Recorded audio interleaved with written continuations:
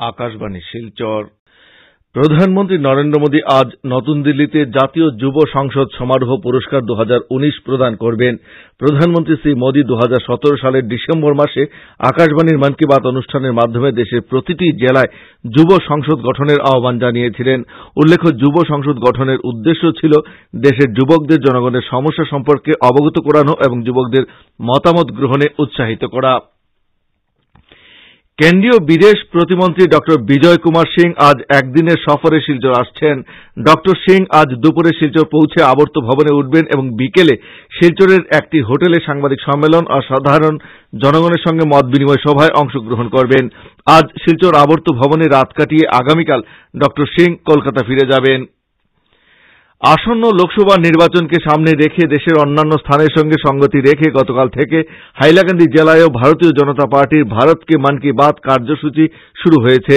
হাইলাকান্দি সদর থানার পাশে ভারত কি মন কি বাত লেখা একটি বক্স বসিয়ে এই কর্মসূচির সূচনা করা হয়। প্রতিটি বিধানসভা কেন্দ্রে এই কর্মসূচির অধীনে একটি করে বক্স বসানো হবে। দলের পক্ষ থেকে এ সম্পর্কে একটি আবেদন জানিয়ে জনসাধারণকে তাদের সমস্যা, দাবি, আপত্তি, অভিযোগ সহ মতামত লিখিতভাবে জানাতে বলা হয়েছে। আগামী 15ই মার্চের মধ্যে ওই মতামত বক্সে জমা দিতে হবে। এরপর তা সংগ্রহ করে প্রধানমন্ত্রীর কার্যালয়ে পাঠানো হবে বলে দলের জেলা কমিটির সাধারণ সম্পাদক সন্দীপন পাল জানিয়েছেন।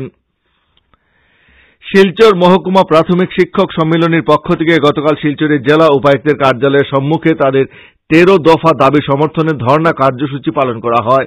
পরে সম্মিলনীর এক প্রতিনিধি দল জেলা উপায়ুক্তের সঙ্গে দেখা করে রাজ্যের মুখ্যমন্ত্রী, শিক্ষামন্ত্রী ও অর্থমন্ত্রীর উদ্দেশ্যে তাদের দাবি সম্বলিত স্মারকপত্র পাঠান।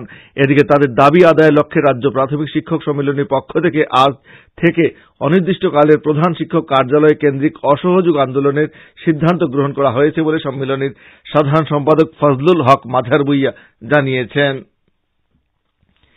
উধারবন রাজস্ব চক্রের সহকারী ভূবাসন আধিকারিক এক বিজ্ঞপ্তিতে জানিয়েছেন যে গত 4 ফেব্রুয়ারি কাছাড়ের জেলা উপায়ুক্তের কার্যালয়ে অনুষ্ঠিত এক বৈঠকে গ্রহণ করা সিদ্ধান্ত অনুসারে উধারবন সহকারী ভূবাসন আধিকারিকের কার্যালয়টি এখন থেকে পানগ্রামের নতুন কার্যালয় ভবনে স্থানান্তরিত করা হয়েছে।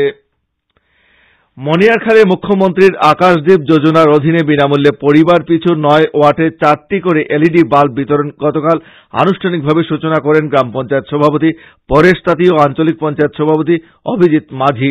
এ উপলক্ষে আয়োজিত এক সভায় মদন গৌড়, অনুপ নায়ক, নিরঞ্জন ওঝা, রমাকান্ত দাস প্রমুখ বক্তব্য রাখেন। অনুষ্ঠানে গতকাল 180 জন হিতাধিকারীকে এলইডি বাল্ব প্রদান করা হয়েছে। ভারতীয় জনতা পার্টির নরসিংপুর মন্ডলের উদ্যোগে গতকাল ধলাই দলীয় কার্যালয়ে কমলজ্যোতি সংকল্প অভিযান কর্মসূচি পালিত হয়েছে। দলীয় কার্যালয়ে কমলজ্যোতি সংকল্প অভিযান পালনে মধ্য ধলাই জেলা পরিষদ আসনের সদস্য শশাঙ্ক চন্দ্র পাল, ধলাই গ্রাম পঞ্চায়েত সভাপতি ভূষণ পাল, বুথ কমিটির সভাপতি গোপাল দাস সহ মিডিয়া ইনচার্জ কমলেশ দাস প্রমুখ অংশগ্রহণ করেন। উল্লেখ্য, বিজেপি সরকারের বিভিন্ন প্রকল্পের ফলে দেশে যে পরিবর্তন এসেছে এই খুশি ভাগ করে নিতে ঘরে ঘরে প্রদীপ প্রজ্বলন করাই হচ্ছে কমলজ্যোতি সংকল্প অভিযানের মূল উদ্দেশ্য। কাছাড় জেলার গ্রাহকরা দীর্ঘদিন ধরে মাসিক বরাদ্দকৃত কেরোসিন পাচ্ছেন না বলে অভিযোগ করে গ্রাহক সুরক্ষা সমিতি কাছাড় জেলা শাখার পক্ষ থেকে জেলা প্রশাসনের দৃষ্টি আকর্ষণ করা হয়েছে এবং খাদ্য ও সরবরাহ বিভাগকে আরো সক্রিয় হয়ে প্রতিটি কেরোসিন এজেন্সির দিকে লক্ষ্য রাখার নির্দেশ দেওয়ার জন্য দাবি জানানো হয়েছে। হাইলাকান্দির নেভার গিভ আপ ক্লাবের ব্যবস্থাপনায় আগামী 15ই মার্চ থেকে জেলা ক্রীড়া সংস্থার মাঠে প্রবীর কান্তি সেনগুপ্ত সারা ভারত নকআউট টি20 ক্রিকেট প্রতিযোগিতা শুরু হচ্ছে। গত রবিবার জেলা ক্রীড়া সংস্থার সভাকক্ষে আয়োজিত এক সাংবাদিক সম্মেলনে জানানো হয় যে এবছর এই প্রতিযোগিতায় সমগ্র দেশ থেকে মোট 16টি দল অংশগ্রহণ করবে। প্রতিযোগিতায় বিজয়ী দলকে ট্রফি সহ নগদ 1 লক্ষ টাকা এবং রানার্স আপ দলকে ট্রফি সহ নগদ 50,000 টাকা প্রদান করা হবে। আগামী 10ই মার্চের আগে দলগুলিকে আয়োজকদের সঙ্গে যোগাযোগ করে নাম নথিভুক্ত করতে বলা হয়েছে। সাংবাদিক সম্মেলনে শৈবাল সেনগুপ্ত, মনোজিৎ দাস, সমর চৌধুরী প্রমুখ উপস্থিত ছিলেন। কাছাড় জেলা ক্রীড়া আধিকারিকের ব্যবস্থাপনায় দেশে ক্রীড়া প্রতিভার বিকাশে কেন্দ্রীয় সরকারের গৃহীত খেলো ইন্ডিয়া খেলো প্রকল্পের জেলা ভিত্তিক প্রতিযোগিতায় আজ ফুটবল প্রতিযোগিতা অনুষ্ঠিত হবে। গতকাল থেকে শিলচর ফুটবল একাডেমির মাঠে খেলো ইন্ডিয়া খেলো প্রতিযোগিতা শুরু হয়েছে। বিধায়ক দিলীপ কুমার পাল গতকাল এই প্রতিযোগিতার উদ্বোধন করেন। গতকাল প্রথম দিন বিভিন্ন বিভাগের লং জাম্প ও ভলিবল প্রতিযোগিতা অনুষ্ঠিত হয়।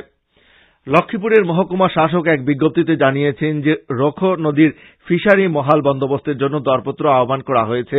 দরপত্র জমা দেওয়ার সময় আজ বেলা 2টো পর্যন্ত বাড়ানো হয়েছে।